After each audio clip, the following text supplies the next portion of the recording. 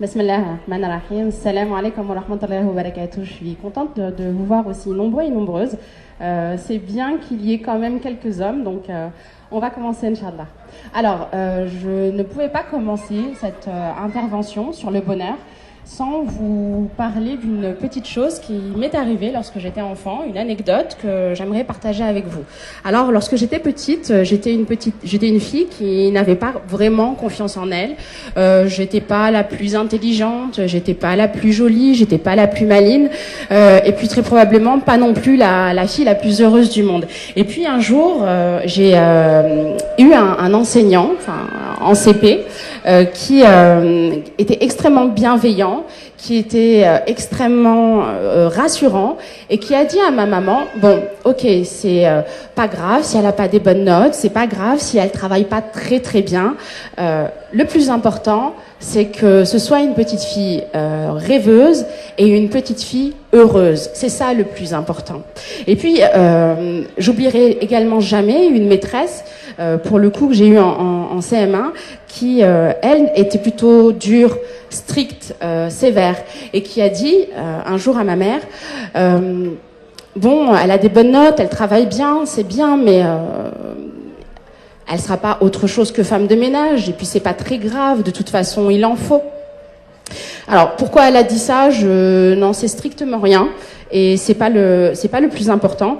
Moi, ce que je sais et ce que j'en ai compris, c'est que cette phrase de cette personne qui a quand même déterminé ma vie a été à l'origine d'une véritable volonté de me battre, une rage en moi de prouver et de lui prouver, mais aussi de me prouver à moi-même que je ne serai pas ce que elle veut, ce que elle décide pour moi.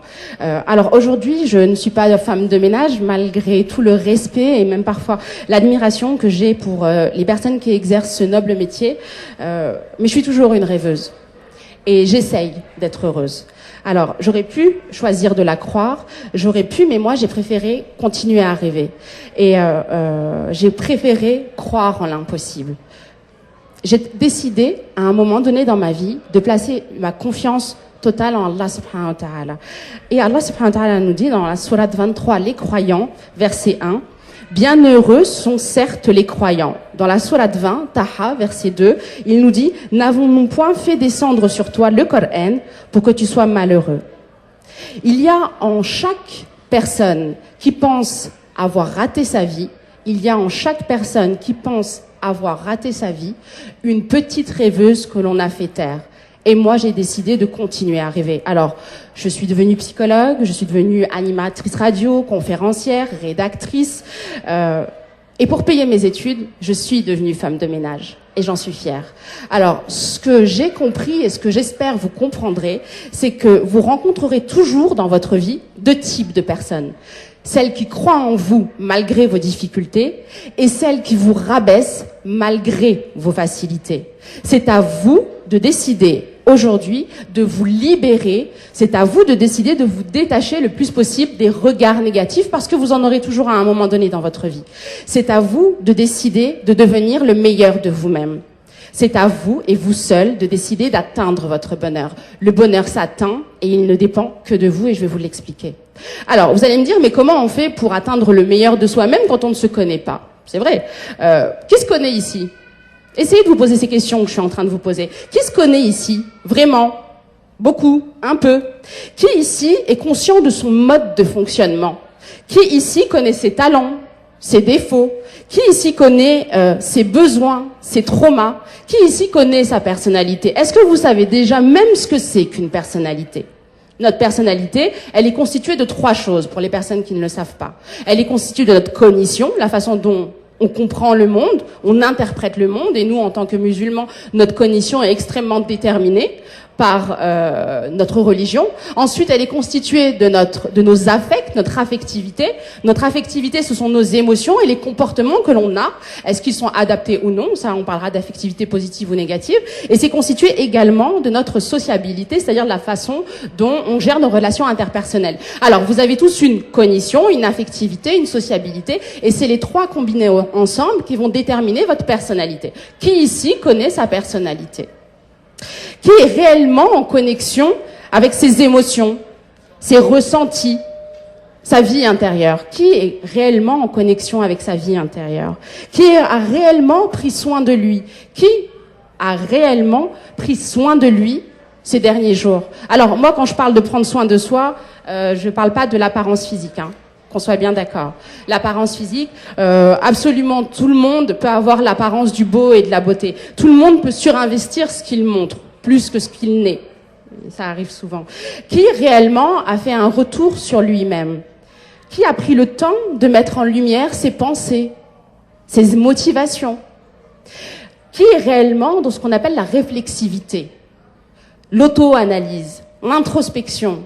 Qu'est-ce que c'est que l'introspection? L'introspection, c'est la capacité à se distancier de soi-même, à se tourner vers soi et avoir une forme de conscientisation, entre guillemets, de soi-même. Qui a réellement pris le temps de se dire, ok, stop, je me pose, et là je me demande, qui je suis et où est-ce que je veux aller. Vous êtes votre propre MNA. Je ne cesse de le dire et je ne cesserai de le dire. Vous êtes votre propre MNA. Vous allez avoir des comptes à rendre. Pas seulement sur la façon dont vous avez pris soin de votre corps, pas seulement sur la façon dont vous avez pris soin de vos proches. Vous aurez également à rendre des comptes sur la façon dont vous avez pris soin de votre santé mentale, de votre psychisme. Moi très souvent, hein, et ça m'arrive assez régulièrement d'entendre des réflexions du type non mais notre nefs, il faut l'écraser, il faut le casser parce que le nefs il pousse au mal. Non. Allah subhanahu wa ta'ala dans la sourate 12 Joseph verset 53, il nous dit: je ne m'innocente pas car l'âme est très incitatrice au mal. Dans la sourate les femmes, la sourate numéro 4 verset 128, Allah subhanahu wa ta'ala nous dit: les âmes sont portées à la ladrerie. Alors l'objectif de cette vie ici-bas, ce n'est pas d'écraser son nefs parce qu'il nous pousserait au mal, absolument pas. Notre objectif, c'est de réguler notre nefs afin de nous conformer à la parole divine. L'islam ne demande pas, en tout cas c'est ma compréhension, l'islam ne demande pas de supprimer ses instincts, comme beaucoup le font croire, sous peine de damnation. L'islam ne nous demande pas de cesser de vivre, de nous enfermer et de n'être que dans les adorations. En tout cas, je ne pense pas. Au contraire, nos émotions, nos instincts, on doit les assumer. Mais on doit les assumer conformément à la parole divine. Par exemple, on dit que la colère, c'est quelque chose de gravissime. Je confirme. Mais la colère, c'est une émotion. La colère, c'est Allah subhanahu wa ta'ala qui l'a mis en nous. C'est Dieu, dans son décret, qui a décidé que nous devions avoir ce type d'émotion et de réaction. Mais ce qui va être en réalité grave sur le plan religieux, c'est pas l'émotion en elle-même, si je me mets en colère. C'est ce que je vais en faire. Soit je décide de me servir de cette émotion pour un bien, soit je décide de me laisser déborder par cette émotion et en faire un mal. Tout comme nos pulsions génitales, tout comme nos instincts sexuels, nos pulsions de vie. Ça, c'est pareil. On n'a pas à avoir honte de ça. Par contre, ce dont on pourrait avoir honte quand on a une moralité, c'est ce qu'on en fait. Est-ce que c'est en transgression ou non avec notre religion? Alors, si vous refusez tout plaisir dans ce bas monde, si vous refusez de ressentir des bonheurs, entre guillemets, du bien-être dans votre quotidien, vous allez droit vers ce qu'on appelle la frustration, qui est une émotion.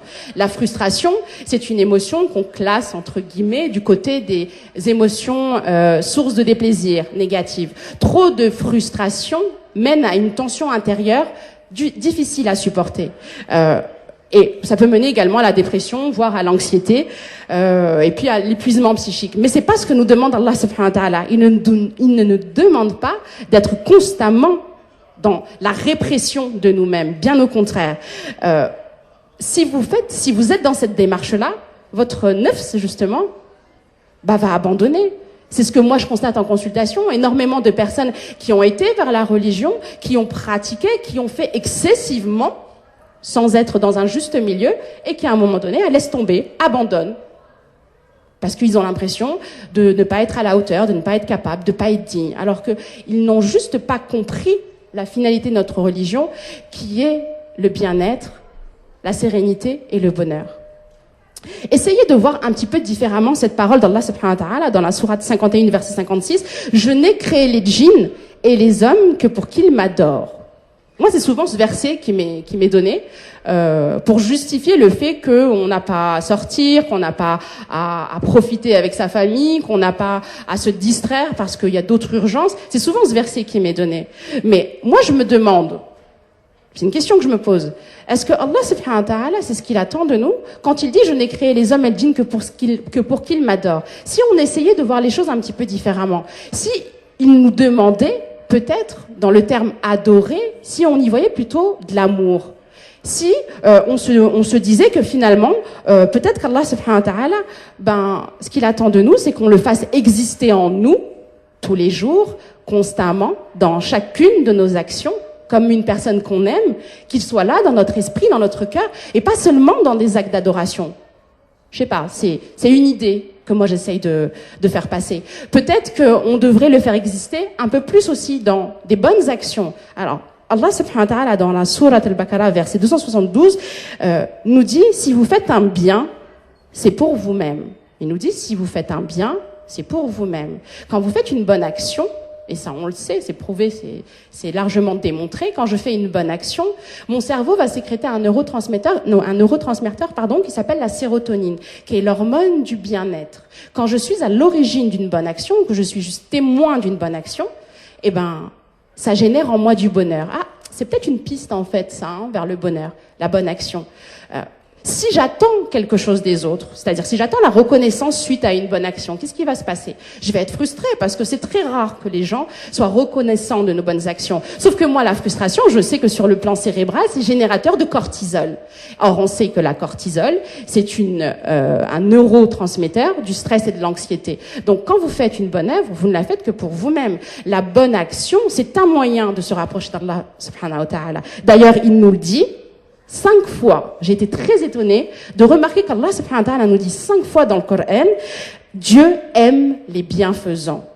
Dieu aime les bienfaisants. C'est dit dans la sourate Al-Baqarah, verset 195, la sourate 3, 137, la sourate 3, verset 148, et 2 fois dans la sourate 5. Allah subhanahu wa ta'ala, quand on fait une bonne action, il nous aime. Et moi, je sais que si Allah subhanahu wa ta'ala m'aime, mais j'ai tout gagné. Non? J'ai tout gagné si mon Seigneur m'aime. Parce que Allah subhanahu wa ta'ala, il n'a pas besoin de mes œuvres. Il n'a pas besoin de mes bonnes actions. Non. Aucun d'entre nous aujourd'hui ne va rentrer au paradis par ses bonnes œuvres. Aucun d'entre nous ne va rentrer au paradis par sa prière, son jeûne. Ce qui va faire que nous allons rentrer au paradis et atteindre le bonheur ici-bas avant l'au-delà.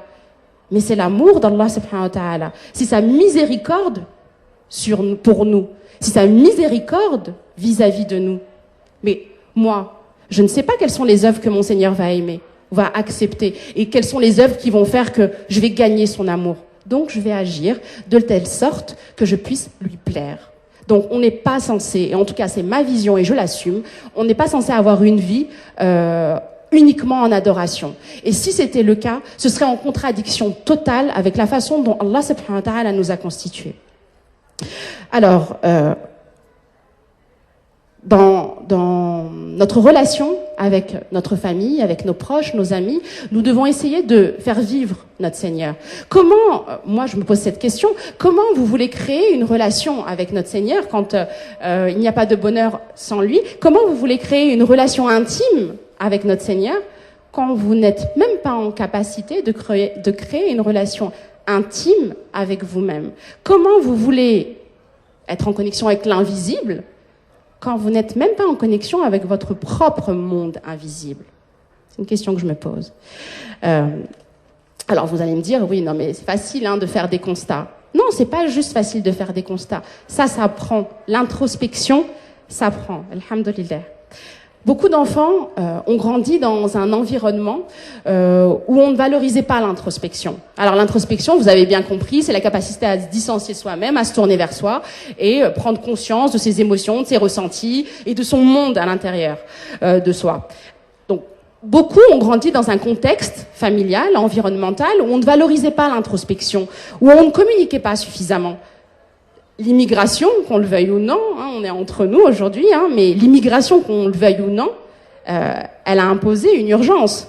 Elle a imposé une autre priorité. La priorité de nos parents, les migrants de première génération, c'était celle de travailler, c'était celle de s'adapter, c'était celle de s'enculturer. La priorité de nos parents, c'était de construire une vie la plus heureuse, entre guillemets, possible. Ils étaient beaucoup plus dans les soins, c'est-à-dire on nous habille, on nous nourrit, on nous loge, plus que dans l'expression des affects. Moi, la majorité de mes patientes me rapportent toujours le même discours qui est que j'ai jamais entendu mon père ou ma mère me dire je t'aime. J'ai jamais parlé avec mes parents de mes émotions, de mon ressenti. C'était ça va, ça va. Ça, c'est une réalité, qu'on le veuille ou non. Alors, c'est pas pour leur jeter la pierre, hein. C'est pas ce que je suis en train de faire. C'est simplement pour réaliser que on était dans une autre époque, dans un autre contexte. Alors, c'est aussi ce que moi je vois. Nos parents, dans cette urgence-là de l'immigration, eux-mêmes n'étaient pas en connexion avec leur propre vie intérieure. Très, très rarement, j'ai des personnes âgées en consultation. Très, très rarement, j'ai des mamans en consultation. Alors vous allez me dire oui, non mais c'est la culture, voilà, c'est pas comme ça chez nous, on n'a pas l'habitude d'aller voir un psy. Moi, je crois que ça, c'est préjugé, c'est juste un prétexte à la non-introspection. C'est juste l'excuse qu'on se donne pour ne pas faire ce travail de retour vers soi, d'analyse de soi et de compréhension de soi. Une des grandes difficultés qui en résulte, et vous en avez forcément déjà entendu parler, c'est ce qu'on appelle la lexithymie. La lexithymie, c'est la difficulté à identifier ses émotions, à les analyser et les verbaliser. Très souvent, moi je constate, et je vous donne cet exemple, très souvent, je constate qu'il y a des parents, je suis dans la rue, ou même des fois en consultation, qui disent à leurs enfants, mais pourquoi tu pleures? Mais arrête de pleurer, mais ça sert à rien. Oh, vas-y, sèche tes larmes. C'est bien ça, d'après vous? Est-ce que c'est bien? Ben non, parce que en fait, on lui apprend à cet enfant, à ce moment-là, à se détacher de son émotion. On lui apprend à ce moment-là à refouler cette émotion qui est la tristesse. On lui apprend aussi à ne pas la tolérer. Si vous dites à votre enfant, non mais arrête de pleurer, ça sert à rien. Bah dites-lui aussi exactement de la même façon, arrête de rigoler, ça sert à rien.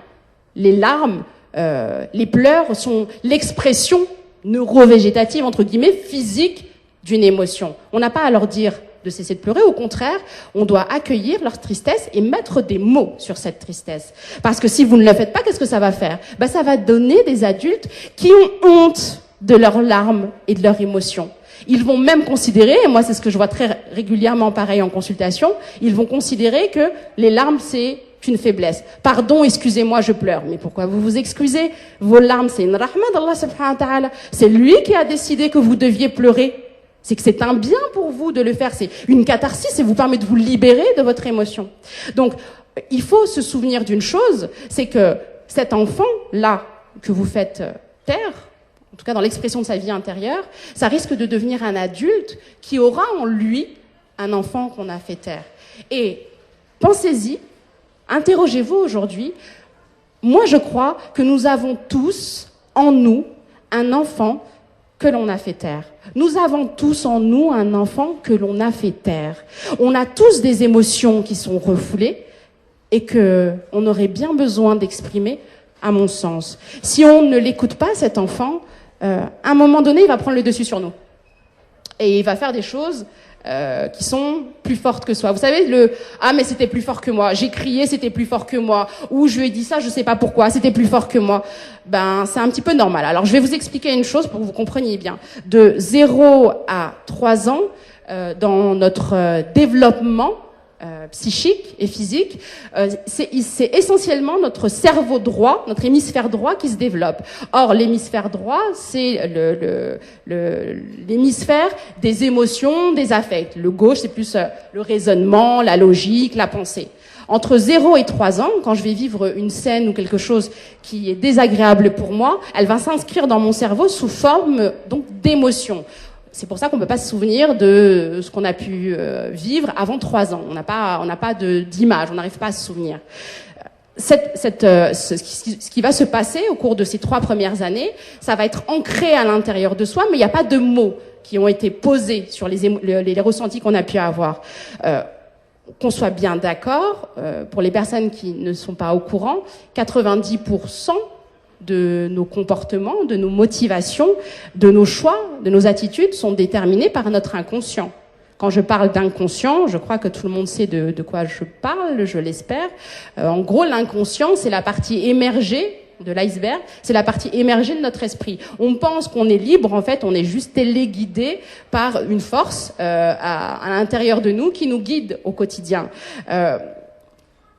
On est constitué de 3 choses. Je vais passer très rapidement parce que c'est facile d'aller sur Internet pour trouver toutes ces informations. Notre esprit est constitué d'un conscient, d'un préconscient, subconscient et d'un inconscient. La conscience, comme je l'ai dit, c'est que 10% de nos prises de décision. Mais alors les 90% qui sont autres. C'est pas parce qu'on n'en a pas conscience que ça n'existe pas. Vous avez en vous une force. Vous avez quelque chose en vous qui vous pousse à avancer dans votre vie. Alors, j'aime bien donner cet exemple. Alors, j'espère qu'il va être suffisamment clair. J'aime bien donner l'exemple de l'hypnotiseur. Alors, vous avez tous déjà dû voir à un moment donné dans des émissions que je ne citerai pas. Vous avez tous déjà dû voir des hypnotiseurs qui viennent et qui, dans un état de semi-conscience, font des suggestions aux personnes et leur disent « Dès que tu entendras tel bruit, tu te mettras à faire le canard ». C'est vrai ou non? Vous avez tous déjà vu ça? Ok. Quand la personne se réveille, elle se met à faire le canard. Et là, elle se dit, ou le coq, ou peu importe. Et là, quand on lui pose la question, elle dit, mais c'est plus fort que moi. C'est plus fort que moi. Oui, pourquoi? Parce qu'en fait, on a parlé directement à son inconscient. On a parlé directement à son inconscient. C'est pas parce que, et c'est pour ça que c'est plus fort qu'elle. Et c'est ça l'inconscient. Par contre, si cette personne lui avait dit, là, en entendant la sonnette, tu vas tuer la première personne que tu croises, là, est-ce que vous pensez que la personne va le faire? Absolument pas, elle ne le fera pas. Pourquoi? Parce qu'il y a entre les deux, entre notre inconscient et notre conscience, il y a un filtre, il y a un barrage qui fait quand même son travail et qui empêche en fait la personne de faire absolument n'importe quoi. Donc quand je fais quelque chose qui est plus forte que moi, c'est que j'ai fait quelque chose qui était vraiment très important pour moi. Je dois m'écouter et je dois comprendre, je dois mettre du sens pourquoi j'ai eu telle ou telle attitude. Alors, vous devez absolument réaliser qu'il y a un monde à l'intérieur de vous-même et il faut aller à la découverte de ce monde. Il n'y a pas de bonheur sans exploration, sans découverte de ce monde. Vous devez vous prendre en main, c'est à vous de changer les choses. Vous devez réaliser que vous avez donc depuis votre enfance des désirs, des rêves oubliés et qu'il y a en vous un enfant qui ne demande qu'une chose, c'est que vous les réalisiez, ces rêves. Vous devez prendre conscience que vous avez en vous un enfant qui a des rêves, des objectifs, et que trop souvent, malheureusement, la vie fait que, on l'a fait taire. Alors, cet enfant, s'il n'est pas entendu, s'il n'est pas compris, il va vous hanter. Il va vous culpabiliser. C'est la petite phrase en soi quand quelque chose rate, tout est ma faute. Ouais, c'est la petite voix en vous, c'est l'enfant qu'on n'a pas laissé s'exprimer. Ou alors cet enfant, entre guillemets, il va vous rabaisser. C'est la petite voix que vous avez en vous qui vous dit tu n'es qu'un incapable, tu n'y arriveras pas, etc. Et puis c'est aussi ce qui va vous mettre dans des situations de souffrance intérieure ou dans des situations d'auto-sabotage. Par exemple, sur le plan sentimental. On a presque 40 ans, on n'arrive pas à se marier. Entre-temps, on a eu plusieurs rencontres, des gens bien aussi, des personnes bien, pas que des mauvaises. Mais à chaque fois, on avait cette pensée en soi qui était « Non, mais je le mérite pas, c'est bizarre, il est trop bien, il est trop parfait. Non, laisse tomber. » Ou alors, cette petite voix, elle vous mettra dans des situations d'auto-sabotage sur le plan professionnel ou scolaire. Et là, on aura ce qu'on appelle le sentiment d'usurpateur. Vous allez vous donner à fond, vous allez tout faire pour réussir vos diplômes, pour réussir vos études, pour réussir dans votre travail. Et même quand vous y parvenez, vous vous dites « Non, mais je mérite pas. Non, mais c'est trop beau, c'est bizarre. » Sur le plan social, vous aurez ce qu'on appelle une identité de façade. Devant les gens, vous serez souriant, vous serez gai. Alhamdoulilah, ala kulli hal. Tout va bien, je vais très bien. mais dans l'intimité, vous êtes le plus malheureux ou la plus malheureuse. Sur le plan même de votre religiosité, ça vous auto-sabotera. Combien j'ai eu, moi, de patientes en consultation qui me disent non, mais de toute façon, je vaux rien, ça sert à rien, mais je l'arrête, ma prière. C'est bon, laisse tomber, c'est pas la peine que je le porte le voile, ça sert à rien. Ça, c'est une petite voix qu'il y a en vous parce que trop souvent, trop longtemps, vous ne vous êtes pas écouté. Parfois, c'est nous-mêmes qui nous empêchons d'être heureux. Parfois, c'est nous-mêmes qui nous empêchons d'être heureux. Et c'est logique, puisque après tout, nous sommes les seuls à être la cause de notre bonheur. On est les seuls à pouvoir atteindre notre bonheur. Ce qui va vous permettre de vous épanouir, ce qui va vous permettre d'être heureux, c'est vous-même.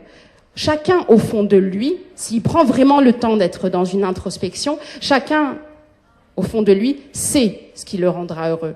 Aujourd'hui, vous savez toutes et tous ce qui vous rendra heureux, mais vous vous êtes empêchés d'y aller. Et vous le savez mieux que moi. Osez, faites-vous confiance. Ah, vous allez me dire, oui, mais la confiance, moi, j'en ai pas. Ouais, j'ai pas confiance en moi. Alors la confiance, qu'on soit bien d'accord, elle n'est possible que si j'ai une bonne estime de moi. La confiance, c'est ce que je pense être capable de faire. L'estime de soi, c'est quoi? C'est pas l'amour de soi, hein, ça, c'est autre chose. L'estime de soi, elle se constitue à partir de deux choses. L'image que j'ai de moi et l'idéal que j'ai de moi. Alors l'idéal qu'on a de soi, c'est quoi? C'est un terme barbare. L'idéal qu'on a de soi, c'est cet enfant qu'on a en nous depuis toute petite, depuis toujours, qui a des rêves, qui a des désirs, qui a des objectifs. Et l'image que j'ai de moi, c'est ce que les autres me renvoient. Voilà. Alors moi, j'aime bien donner cet exemple parce que je le trouve très parlant. Imaginons, pour que vous compreniez, que depuis toute petite, je m'adresse aux dames, depuis toute petite, vous rêvez d'être physicienne, astronaute, politicienne. Et puis la vie faisant, votre contexte familial, votre contexte social, et vos études faisant, vous n'êtes pas parvenu à atteindre votre idéal de vous-même.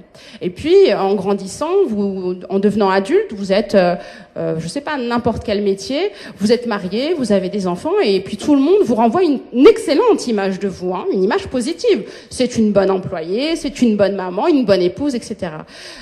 L'image qu'on vous renvoie de vous, elle est trop éloignée de l'idéal que vous avez de vous. Et donc, vous aurez toujours une mauvaise estime de vous. Par contre, si depuis toute petite, vous rêvez d'être une brivante de camp, avoir une maison super propre, un gentil mari, de beaux enfants, d'être une parfaite maîtresse de maison, et qu'en grandissant, vous devenez cette personne, tout va bien.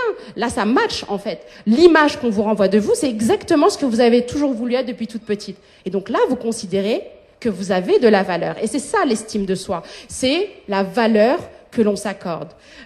Si mon estime de moi est basse, si je ne m'accorde pas de valeur, je serai quelqu'un qui sera très régulièrement dans l'irritabilité, qui sera pessimiste et potentiellement dépressif. On sait que l'estime de soi a une grande incidence dans la dépression. Tout le monde sait ce que c'est que la dépression. Or, la dépression, c'est exactement le contraire du bonheur. C'est l'incapacité, en tout cas le sentiment, de ne pas parvenir à ressentir ce bonheur. Parfois, notre environnement lui-même, également, il est à l'origine de notre incapacité à ressentir du bonheur et donc à réaliser nos rêves. C'est un peu ce que j'ai dit tout à l'heure, hein, ma maîtresse qui voulait pas croire en moi. Quand on a grandi dans un environnement toxique, quand on a grandi dans un environnement violent, dur. Alors, le mot dur, là, je veux le dire parce que c'est le terme que j'entends à chaque fois. J'ai eu un papa dur. J'ai eu une maman dure. Non, s'il vous plaît, employez les bons termes. C'est pas dur, violent. Et même, je vais aller un peu plus loin. Je suis désolée si ça vous dérange, mais le véritable terme, c'est sévice. Parce que quand on frappe un enfant, quand on le maltraite, quand on le prive d'affection, on est dans du sévice, on est dans de la maltraitance physique et psychique. Donc quand on a grandi dans un environnement toxique, dans un environnement dur, il y a plus de place pour les rêves. Donc on oublie une partie de soi-même et on va se mettre à grandir trop vite. Et c'est souvent ce qu'on voit aussi chez ce qu'on appelle les enfants parents. Notre environnement, il est à l'origine de notre capacité à nous aimer nous-mêmes. Dès l'enfance, je m'aime de la façon dont j'ai été aimée. Je m'aime de la façon dont j'ai été aimée. Interrogez-vous, posez-vous des questions. Faites le retour sur votre enfance, sur votre vie. Essayez de comprendre Pourquoi vous êtes cette personne aujourd'hui? On s'aime de la façon dont on a été aimé. Alors l'amour, c'est le moteur de notre vie. Je crois que là, je dis une grande banalité, mais il faut l'entendre. Vous avez déjà tous dû constater qu'il y a des personnes qui réussissent socialement, qui deviennent de grandes stars, qui deviennent de grands chefs d'entreprise, qui réussissent leur vie sur le plan social et professionnel, et qui pourtant ne s'aiment pas, et qui pourtant dans leur vie intime, dans le secret de leur intimité, ils se font du mal, ils se torturent, ils se maltraitent, ils se droguent, ils ont des troubles des conduites alimentaires, elles sont boulimiques, et qui, un jour, allez savoir pourquoi, au moment où ils rencontrent Allah subhanahu wa ta'ala, ils s'apaisent. Ils délaissent absolument tout et ils s'apaisent. Pourquoi? Parce que ces personnes, elles avaient une bonne estime d'elles-mêmes. Elles ont atteint leur idéal et elles ont une image d'elles-mêmes positive, puisque l'image de soi, c'est ce que les autres nous renvoient. Elles ont une bonne estime d'elles-mêmes, mais elles n'ont pas l'amour de soi. Elles n'ont pas l'amour d'elles-mêmes. Et ça ne s'atteint, ça ne s'acquiert que, en tout cas, ça commence dans l'enfance. Donc, posez-vous des questions si jamais vous pensez ne pas vous aimer. On a besoin, et ça là je m'adresse aux parents, on a besoin d'être aimés de façon inconditionnelle. Nos parents sont ceux qui nous aiment juste parce que c'est nous.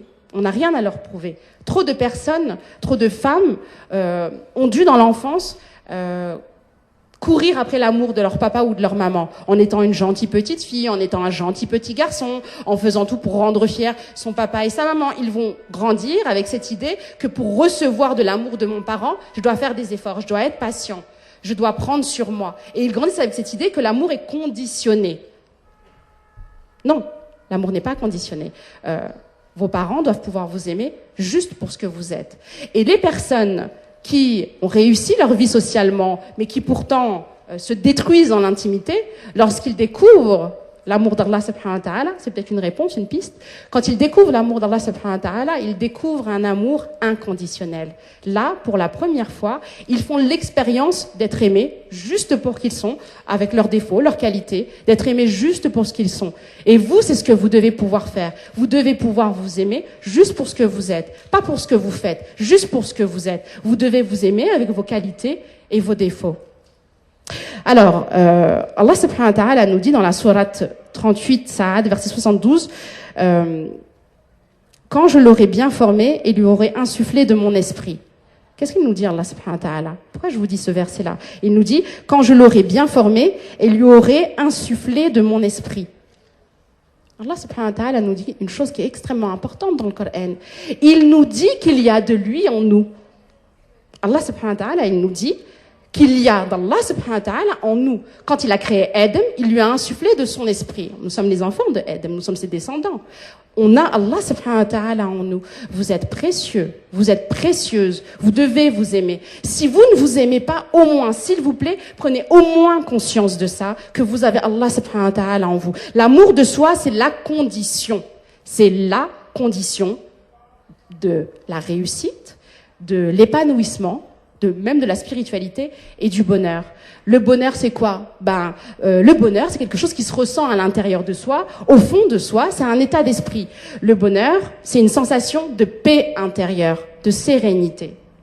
Le bonheur s'acquiert donc dans plusieurs choses. Le bonheur s'acquiert dans, vous l'avez bien compris, dans l'amour de notre Seigneur et sa connaissance, mais aussi dans l'amour de soi-même, tel un bon ami pour soi, et dans la connaissance de soi.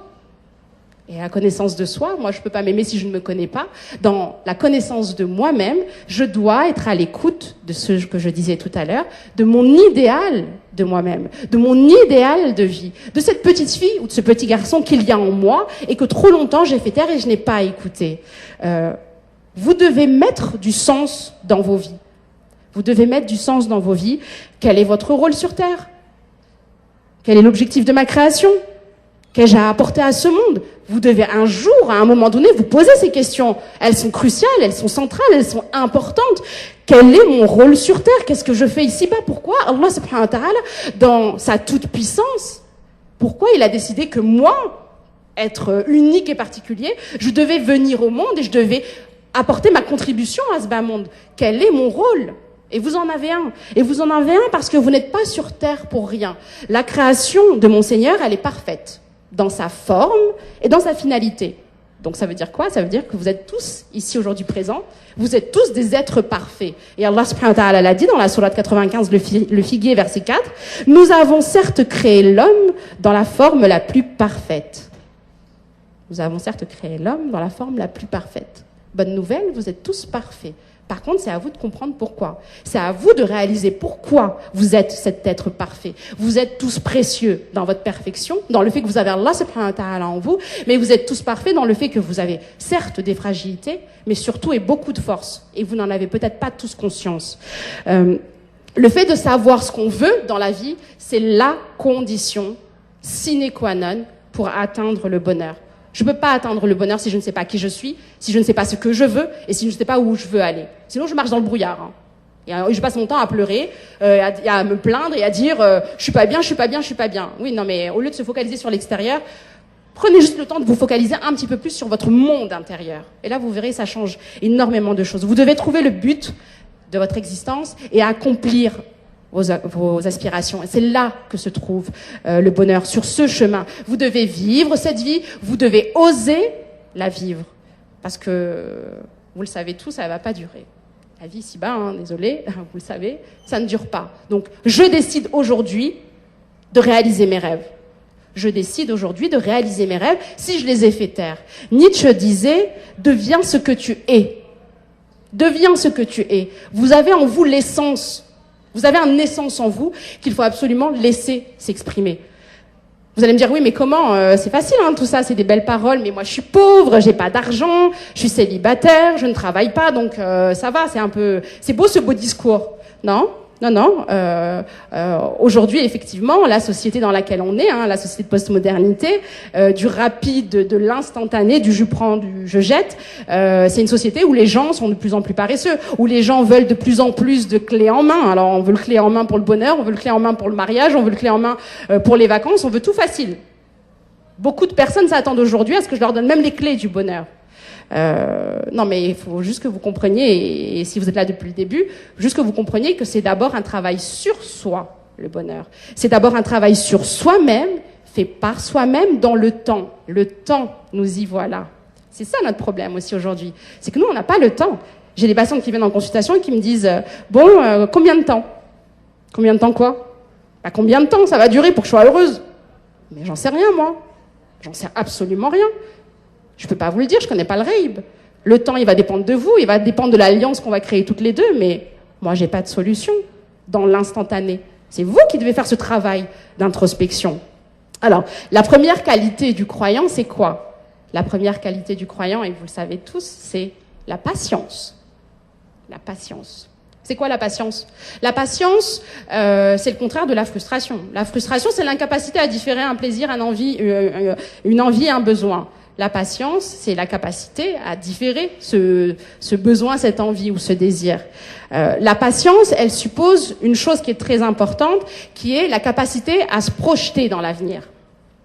Vous connaissez tous l'histoire de, j'arrive jamais à dire son nom, Al-Qidr, dans la sourate Al-Kahf, avec Moussa alayhi salam. Vous connaissez tous l'histoire de cet homme qui a accompagné Moussa alayhi salam sur un chemin. Moussa alayhi salam l'a suivi dans la barque, dans la construction d'un mur. Vous la connaissez tous, cette histoire. Qu'est-ce qu'on sait, nous? Moussa alayhi salam, qui est un prophète, hein, être parfait. Les prophètes ne vivent pas leur vie pour eux, ils la vivent pour nous, pour que ce soit des modèles pour nous. Parce que lui, il est parfait, il n'a rien à prouver. Qu'est-ce qui s'est passé? C'est une leçon que nous, on doit tirer. Il s'est passé qu'il n'a pas patienté. Pourquoi il n'a pas patienté? Ah, l'impatience. Ça aussi, c'est un défaut. On doit accepter. Pourquoi il n'a pas patienté? Parce qu'il n'a pas mis de sens. Il n'a pas compris pourquoi il passait par ces différentes étapes. Et comme il n'a pas compris pourquoi, il n'est pas parvenu à se projeter dans l'avenir et à différer. C'est-à-dire à se dire, ok, c'est parce que, donc je vais attendre. Bah, c'est exactement pareil pour nous. On est des êtres impatients. Parce qu'on ne met pas de sens dans ce qui nous arrive, parce qu'on ne met pas de sens dans nos vies, on n'arrive pas à se projeter dans l'avenir. On n'arrive pas à se dire, ok, pour l'instant c'est difficile, mais c'est pas grave, ça va être meilleur. On doit pouvoir, il faut réfléchir à ça, mettre du sens et se projeter de façon positive dans le futur. Dans la sourate 28 Al-Qasas, le récit verset 77, Allah subhanahu wa ta'ala nous dit et recherche à travers ce qu'Allah t'a donné la demeure dernière et n'oublie pas ta part en cette vie. Vous devez, dans votre patience, vous devez absolument rechercher votre part dans ce bas monde en accueillant les difficultés. Je dois patienter, accepter les moments douloureux pour vivre, ressentir les moments heureux. Mais c'est important ce que nous dit notre Seigneur, tout ce qu'il nous dit est important bien entendu, mais là c'est important ce que je cite. Il nous dit et recherche à travers ce qu'Allah subhanahu wa ta'ala t'a donné, la demeure dernière et n'oublie pas ta part en cette vie. Souvent, moi, j'ai des patientes qui me disent non, mais ça sert à rien, je suis frivole, pourquoi je vais aller me faire un gommage, ou pourquoi je vais aller me faire un ciné avec mon mari, ou pourquoi je vais voyager avec mon mari. Non, ça sert à rien, je préfère œuvrer. Oui, c'est bien, il faut œuvrer, mais il faut de tout, il faut un peu de tout dans cette vie. Vous avez le droit de rechercher cette part ici-bas. On ne doit pas rejeter les biens. C'est pas être vénal, c'est pas être intéressé, c'est pas être ancré dans la dunya que de vouloir ressentir du plaisir et du bien-être dans ce bas monde. Allah subhanahu wa ta'ala dans la sourate Al-Baqarah, la sourate 2, verset 201, il nous dit « Seigneur, accorde-nous une belle part ici-bas ». On doit rechercher les biens matériels de ce monde à la condition d'être dans le juste milieu, à la condition que ces biens matériels, ce soit pour qu'on ait de meilleures conditions de vie, qu'on puisse prendre soin de soi et prendre soin de sa famille. Mais qu'on soit bien d'accord, le bonheur, il n'est pas dans le matériel. Le bonheur n'est absolument pas dans les biens de ce monde, dans le matériel. C'est un moyen, c'est un outil, c'est une cause, mais ce n'est pas dans le matériel que vous trouverez votre bonheur. Parce que si le bonheur, c'était les richesses, si le bonheur, c'était la beauté, la jeunesse, ça veut dire quoi?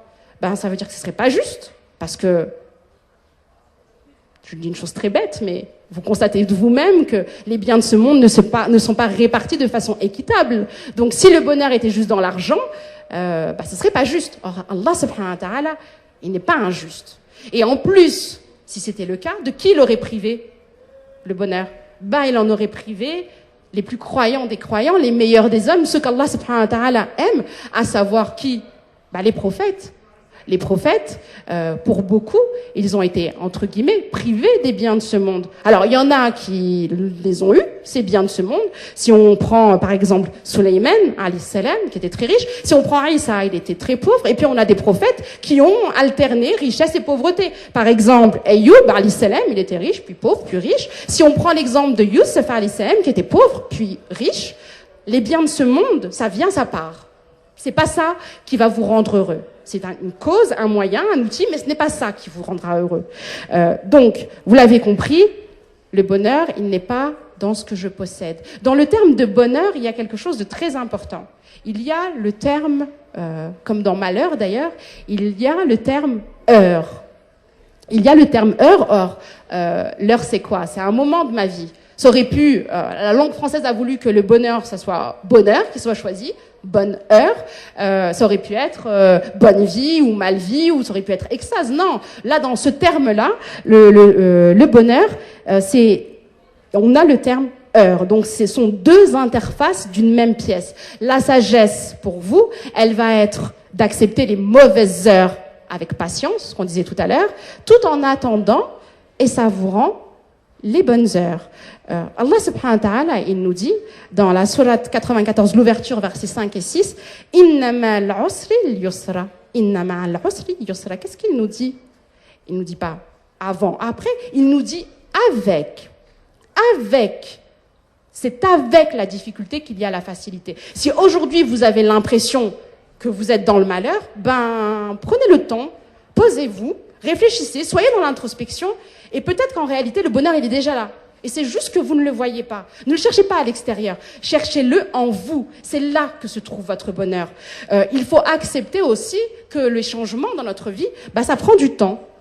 Le bonheur, il s'obtient avec le temps. Les montagnes sont faites de petites pierres et de grosses pierres. C'est pareil dans notre vie. On aura des moments des petites difficultés, à d'autres des grosses difficultés. On aura à des moments des petites facilités, à d'autres moments des grandes facilités. C'est comme ça. La vie, c'est une alternance de facilité et de difficulté. Rappelez-vous que dans ce bas monde, il n'y a pas, dans ce bas monde, hein, je ne parle pas de l'au-delà, il n'y a pas d'échec. Il n'y a jamais d'échec. Il n'y a que des moyens de se réorienter dans une meilleure vie, créée pour vous par votre Seigneur. Si vous pensez que le bonheur, il est dans une satisfaction absolue totale, vous le serez jamais. Non, le bonheur, c'est pas une extase, c'est pas le nirvana, comme quand on se drogue, qu'Allah vous en préserve. Non, le bonheur, ça va être dans le sens de l'appréciation du moment présent. Ça va être dans cette bonheur qui va pas durer. Le bonheur, ça ne dure pas. C'est comme ça, par nature. C'est une bonne heure, c'est une heure, c'est un moment de la vie. Ça ne dure pas. Le bonheur, vous devez accepter qu'il va être alterné, il va être suivi de moments de difficultés. Et d'ailleurs, notre prophète alayhi salatu wassalam nous le dit dans Muslim, enfin c'est rapporté par Muslim, pardon. Qu'est-ce que le cas du croyant est beau? Toutes ses affaires ne sont que du bien. S'il lui arrive un bien, il est reconnaissant et cela est un bien pour lui. S'il lui arrive une épreuve, il patiente et cela est un bien pour lui. Vous avez chacun d'entre vous aujourd'hui, les clés en vous et la possibilité de vivre la paix et la sérénité. Parce que vous l'avez compris, hein, le bonheur, c'est la sérénité et la paix intérieure.